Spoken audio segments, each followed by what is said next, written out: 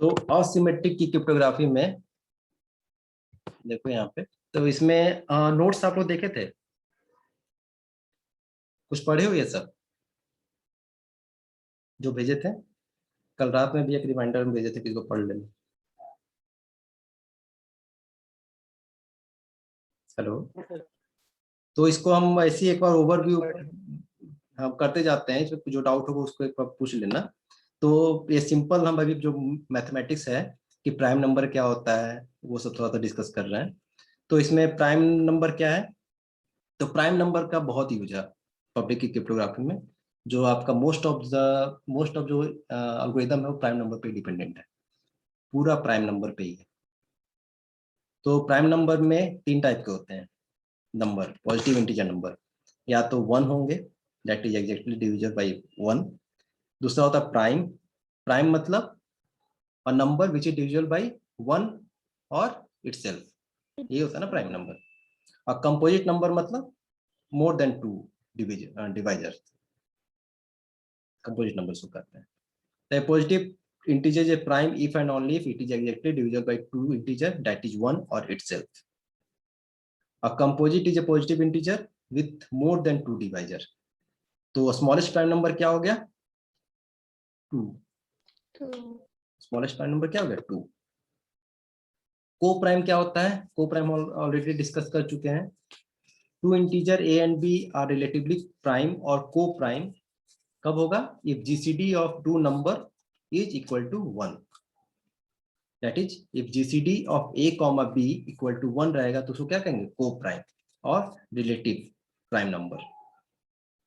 तो 1 जो होता है वो रिलेटिव प्राइम नंबर है विथ एनी इंटीजर, है ना? 1 क्या है? किसी भी इंटीजर के साथ क्या रिलेटिवली प्राइम है, means 1 is co-prime with any integer. If P is a prime number, then all integer 1 to P minus r relatively prime to P. ये कोई बताओगे कैसे ये लिखा हुआ है? ये जो पॉइंट है कैसे लिखा हुआ है?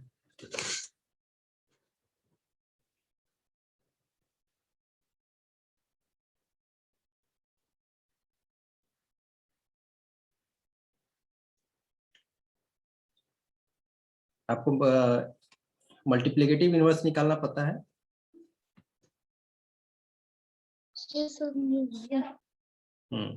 अगर ये बताओ, अगर हम यहाँ पे लिख दें कि 3 का मल्टीप्लिकेटिव इनवर्स क्या क्या होगा? 1 होगा? 1 होगा क्या? Yes. 1 is relative prime to any integer, तो 1 तो हमें हर नंबर का 2 होगा। 2 होगा। Yes. 2 और 3 क्या जीसीडी? 2 और 3 का जीसीडी कितना है?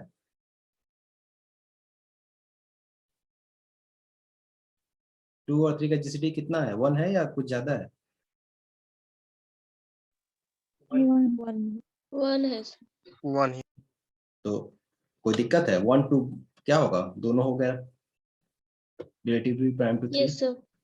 अगर हम यहाँ पे लिख दें, यहाँ पे 6 लिखे, तो 6 में हम चेक करते हैं कि 1 होगा। 1 तो सबका होगा। 2 होगा क्या? 2 6 रिलेटिवली नो प्राइम सर। होंगे? नहीं होंगे। 3 हाँ हाँ हाँ सर, नहीं नहीं सर। 2 नहीं होगा ना, थ्री जीसीडी 2 हो गया वहां पे। नहीं सर।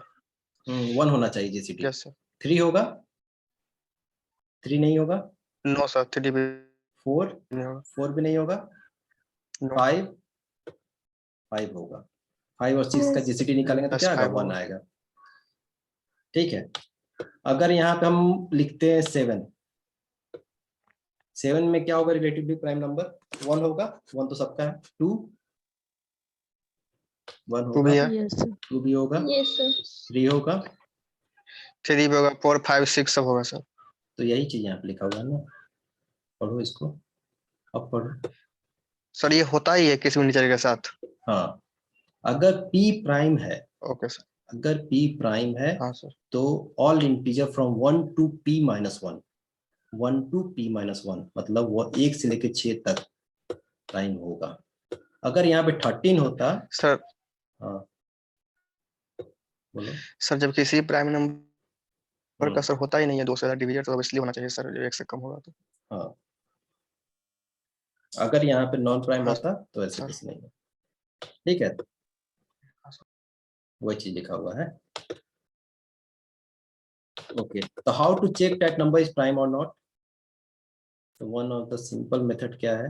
अगर आपको डिवाइड करके चेक करना है तो चेक करो कि उसका रूट निकालो। और सीलिंग, कोई भी नंबर का कोई भी हम फैक्टर निकालते तो क्या करते हैं कि कोई भी नंबर का अगर फैक्टर निकालना है तो उसका हाफ नंबर हम निकालेंगे, उसका जो डबल मल्टीपल करेंगे उससे चेक करते हैं कि क्या उससे कम का नंबर उसको डिवाइड कर पा रहा है कि नहीं। क्योंकि मैक्सिमम जो डिविजिबल है वो कौन सा होगा, उसका हाफ होगा ना। Yes sir. मान लो कि आपको 18 को डिवाइड करना है, तो आप क्या 10 के लिए चेक करोगे 10 से 18 डिवाइड हो रहा है या नहीं? आप कहाँ तक चेक करोगे, 9 तक ही चेक करोगे ना। हम्म। तो यहाँ पे कोई भी नंबर को प्राइम नंबर चेक करने के लिए क्या करते हैं, उसका रूट निकालते हैं, स्क्वायर रूट, और उसको सीलिंग के साथ सीलिंग निकालते हैं। तो जैसे 97 को चेक करना है प्राइम है क्या नहीं, तो उसका स्क्वायर रूट निकालेंगे, 97 का सीलिंग निकालेंगे। तो 9 इंटू 9 81। तो 81 तो ये 9, अब 9 से नीचे जो जो प्राइम नंबर है उससे चेक करेंगे क्या वो 97 डिविजिबल है। अगर उसमें से डिविजिबल नहीं हो पाता है तो 97 क्या होगा, प्राइम होगा। समझ में आया? 9 से अंदर प्राइम नंबर कौन कौन सा है, 2 3 5 7। Yes sir. सिमिलरली इसका बताओ तो 301 का ये प्राइम है या नहीं है? नहीं है। प्राइम नंबर है या नहीं है? तो क्या करेंगे पहले नहीं है आप, सर। पहले सीलिंग निकालेंगे, स्क्वायर रूट निकालेंगे, उसका सीलिंग निकालेंगे। 301 कितना आएगा? 17। 17। अब 17 से कम का प्राइम 17 नंबर कौन कौन सा है? 2 3 5 7 से डिवाइड। 17 भी चेक करेंगे, 17 के लिए भी चेक करेंगे। 17 के लिए तो आपका नहीं चेक कर लिया, उसका नहीं हो रहा था। तो हाँ सर प्राइम नंबर। तो हुआ क्या, तो इसमें किससे डिवाइड हो गया, सॉल्व नहीं किया गया, किससे डिवाइड हुआ ये? 7 सर 7। सबका हुआ? Yes sir. तो क्या है ये, 301 क्या है, प्राइम नंबर नहीं है। नहीं। Okay, next is Euler's 5 function. ये भी प्राइम नंबर, कितने प्राइम नंबर होंगे उसको काउंट करने के लिए है कि उस किसी भी प्राइम नंबर में कितने coprime number, relative prime number होंगे उसको काउंट करने के लिए है Euler's 5 function, that is represented by phi n, phi of n. तो फाई ऑफ एन से रिप्रेजेंट करते हैं। तो इसमें क्या है, इसका जो फॉर्मूला है, the function find the number of integer that are both smaller than n and relatively prime to n। तो एलर्ट टोसेंट फंक्शन और Euler's 5 functions is used to find the number of integers that are smaller than n and relatively prime to n. The phi n calculate the number of element in z n star. z n star याद है किसी को? z n याद है क्या? z n क्या represent करता है? यस। z n रिप्रेजेंट हाँ सर करता है positive 0 integer. 0 2 n minus 1। Okay, z star n relatively prime number जो होता है उसको रिप्रेजेंट करता है। जेड एन में जो रिलेटिवली प्राइम नंबर है उसका अगर सेट लिखा जाए तो उसको हम बोलेंगे Z n, Z star n. अगर हम बोल दें यहाँ पे, अगर यहाँ पे हम लिख दें, अगर हम यहाँ पे लिखे जेड 7 और यहाँ पे लिख दें स्टार, मतलब इसका सफिक्स है ये 7। तो इसको समझो, यहाँ पे 7 नीचे लिखा हुआ है, ठीक है। तो इसका क्या लिखोगे यहाँ पे, यहाँ पे क्या लिखेंगे, अभी निकाले थे ना हम, कौन कौन से रिलेटिवली प्राइम नंबर है 7 के? तो 1 है, 2 3 4 5 6। तो ये हो गया आपका जेड एन स्टार। समझ में आ रहा है? अगर हम यहाँ पे लिख दे Z6 तो यहाँ पे क्या लिखोगे, यहाँ पे क्या लिखना पड़ेगा 1 और 5। क्लियर है? तो अगर स्टार वहां लगा है मतलब जो रिलेटिवली प्राइम है n के, उसी का जो एलिमेंट का सेट बनेगा वही Zn स्टार होगा। तो these are the steps to find out the phi of n। तो पहला स्टेप, पहला रूल है phi of n equal to 0। Phi of n equal to 0 यहाँ नहीं होगा, फाई ऑफ 1 होगा यहाँ पे, फाई ऑफ 1, इसको 1 कर देना, फाई ऑफ 1 होगा यहाँ पे, फाई ऑफ 1 क्या होगा 0, फाई ऑफ 1 क्या होगा 0। सेकंड है phi of p is equal to p minus 1 if p is a prime number. तो अगर हम यहाँ पे लिख दें, ये समझ में आ रहा है, phi of p equal to p minus 1 if p is a prime number. तो यहाँ पे अगर हम लिखते हैं यहाँ पे कि कोई नंबर है 7, ओके, 7 का फाई ऑफ 7 कितना होगा, कितना निकाले थे अभी आप लोग 6। तो कैसे निकलेगा, तो इसका फॉर्मूला भी दिया है कि डेट 7 माइनस 1। तो ये तो प्राइम नंबर क्या होता है, रिलेटिव प्राइम टू एवरीवन, मतलब वो खुद से डिविजिबल होगा और या तो 1 से होगा, तो बाकी नंबर उसके रिलेटिवली प्राइम होंगे। तो वही यहाँ पे फॉर्मूला में बस लिख दिया गया है कि phi of p equal to p minus 1 if n is a prime number. Phi of 1 यहाँ पे है, phi of 1 equal to 0, phi of p equal to p minus 1। Second है phi of m cross n equal to phi of mn if m and n are relatively prime। तो अगर हम यहाँ पे लिख दें फाई ऑफ 15,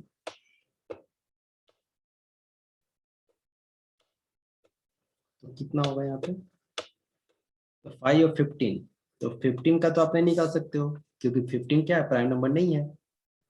तो हम इसको लिख सकते हैं phi of 3 into 5 of 3 5. Into 5। बताओ क्या आएगा इसका, तो फाई ऑफ 3 कितना हो गया, 8 फाई ऑफ 3 2 हो गया, फाई ऑफ 5 कितना हो गया 4 हो गया, 4 that is 8। There are 8 relatively prime number with respect to 15.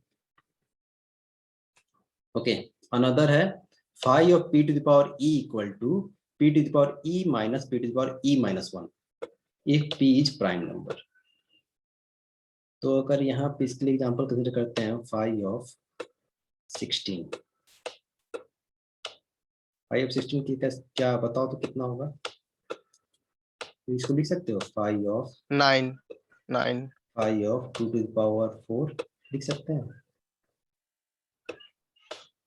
yes sir 4 into 4 लिख सकते where p is a prime number, 2 is a prime number, तो यहाँ पे 2 to the power 4 minus 2 to the power 4 minus 1,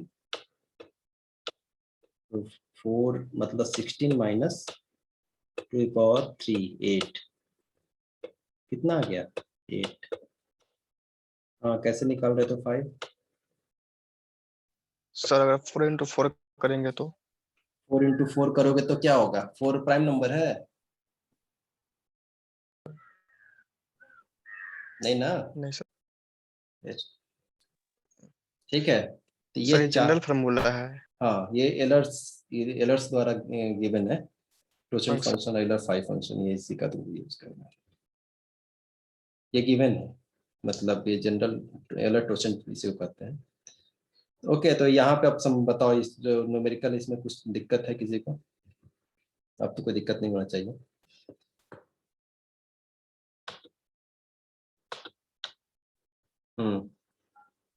बताइए इसमें कोई दिक्कत है,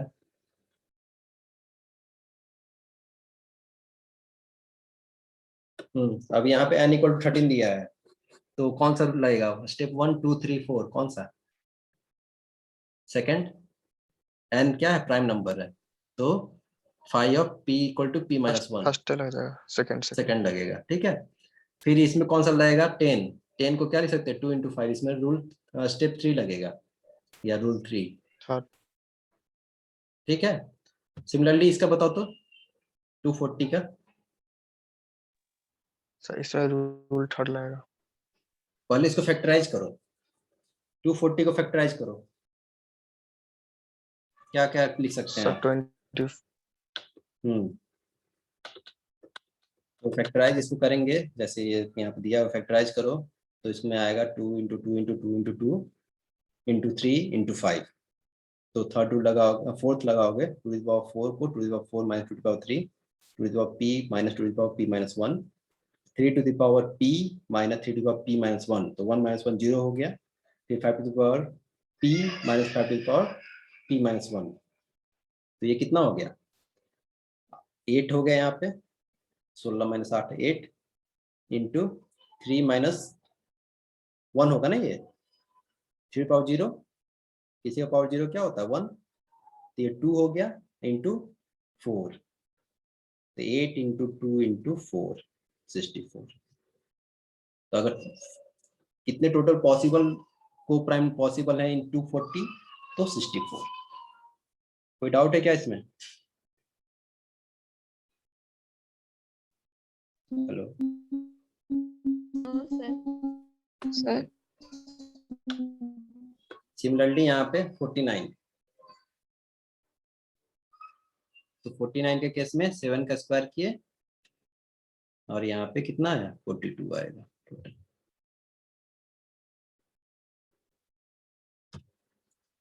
ठीक है, यस ओके। नेक्स्ट है आपका फॉर्मेट्स लिटिल थ्योरम। तो इसका यूज होता है एक्सपोनेंशियल, मतलब आपको फाइंड करने में। एक्सपोनेंट अगर दिया हुआ है, लार्ज नंबर कोई एक्सपोनेंट दिया हुआ है, तो उसको फाइंड करने के लिए आप फॉर्मेट्स लिटिल थ्योरम यूज करते हैं। तो इसका कुछ कंडीशन है कहाँ यूज करना है, तो कंडीशन क्या है, तो इसका फर्स्ट वर्जन जो है वो है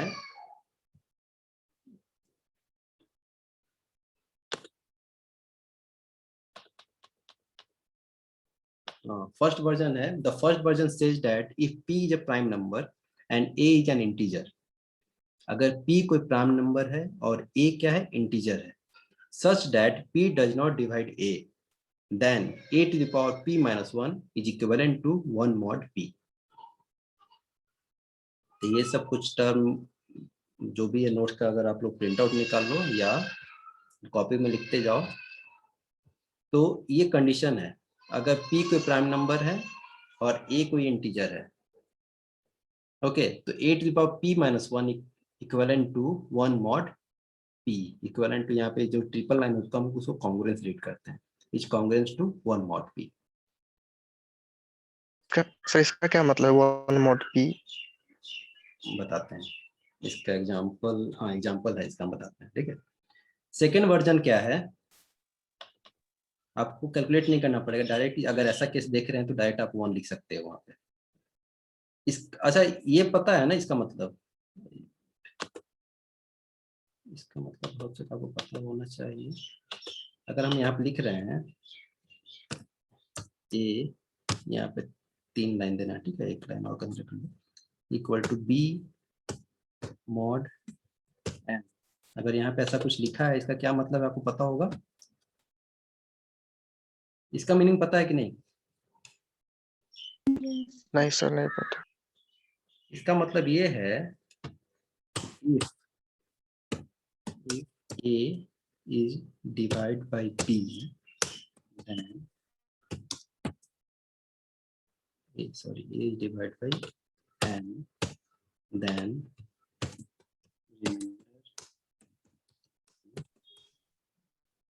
सर बी होगा ना, b divide by n, remainder a. नहीं,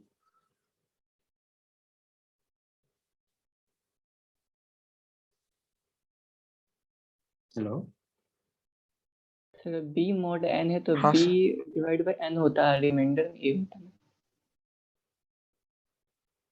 ये इक्वल टू है ना यहाँ पे, हेलो, Yes, sir. हाँ तो ए तो उसी के बराबर होगा ना, जब ये बी तो का मॉड रिमाइंडर के ही ना बराबर होगा. का वैल्यू आएगा वो तो ए के इक्विवेलेंट होगा ना। जैसे ये लिखा है ना ए, जैसे ये किसका बात करो, इसका नीचे में जो आप लिखे हैं ना वो b डिवाइडेड बाय n होना चाहिए मेरे ख्याल से. रिमाइंडर होना ओके चाहिए ओके a. ओके, हाँ हाँ, b divide by n, remainder will be a. Okay correct. ये तो सिंपल आपका मैथमेटिकल जो सी में आप यूज करते हो वो है, यहाँ पे परसेंटेज ऑपरेटर यूज करते हैं. ठीक है, इसका क्या मतलब है यहाँ पे कॉन्ग्रुएंस का, कि if we divide a to the power p minus 1 by p, then remainder will be 1. Congruence का यहाँ मतलब है, this is the meaning for equality sign यहाँ पे दिया है. तो अगर यहाँ पे ट्रिपल साइन कॉन्ग्रुएंस का मीनिंग दिया है, तो कॉन्ग्रुएंस का मतलब क्या होता है, a to the power p minus 1 को अगर हम p से डिवाइड करेंगे तो रिमाइंडर हमका कितना आएगा, 1 आएगा.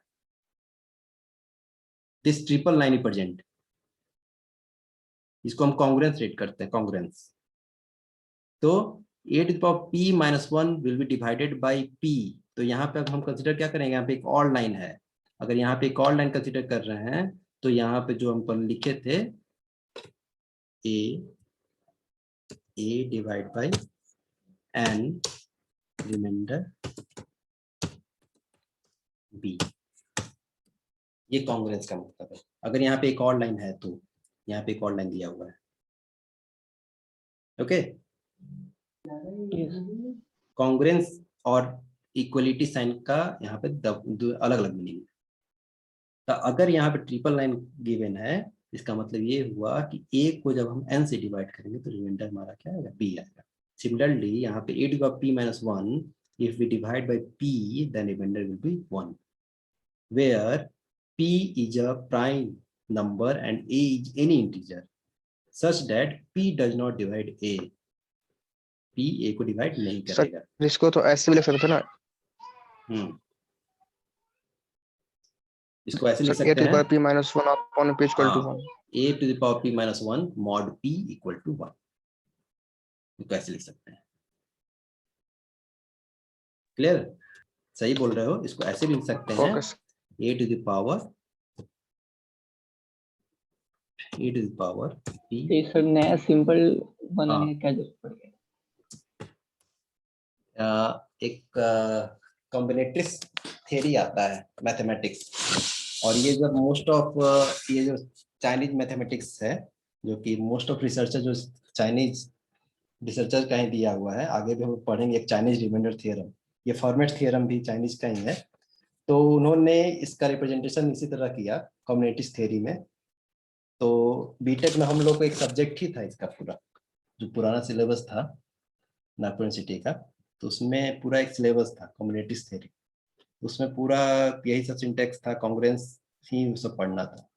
तो वो जो चलता आ रहा है वही हम लोग ये भी डिस्कस कर रहे थे. तो इसको अगर सिंपल अगर लिखने इक्वलिटी साइन में, तो यहाँ पे लिख सकते हैं मॉड p इक्वल टू 1. ये सेम है, दिस ये रिप्रेजेंटेशन और ये रिप्रेजेंटेशन दोनों सेम है. ठीक है, ओके. ये तो फर्स्ट वर्जन था. सेकंड वर्जन क्या है, it removes the condition on a. ये ए पे कंडीशन हटा दिया, मतलब ए का कंडीशन क्या था, it does not divide a. ठीक है, तो p is a prime number and a is an integer, so a to the power p congruent to a mod p, means a to the power p divides by p mod p, then remainder will be a. तो second में क्या है, condition हट गया. so it helps us to find solution to some experiment. तो जैसे यहाँ पे क्वेश्चन है कि find the result of 6 to the power 10 mod 11. तो अगर आपको ये याद नहीं है तो आप क्या करेंगे, 6 to the power 10 निकालेंगे, उसको फिर 11 से डिवाइड करेंगे, उसके बाद जो क्वोशेंट आएगा उसको 6 से 11 से मल्टीप्लाई करेंगे, और जो 6 to the power 10 आया था उसमें से उसको सब्ट्रैक्ट करेंगे, तब आपको रिमाइंडर निकलेगा. हम क्या क्या बोले, कुछ समझ में आया? आया नहीं आया? चलो फिर से देखते हैं। फिर कोई भी चीज का रिमाइंडर निकालना तो क्या करते हो आप? मान लो कि आपको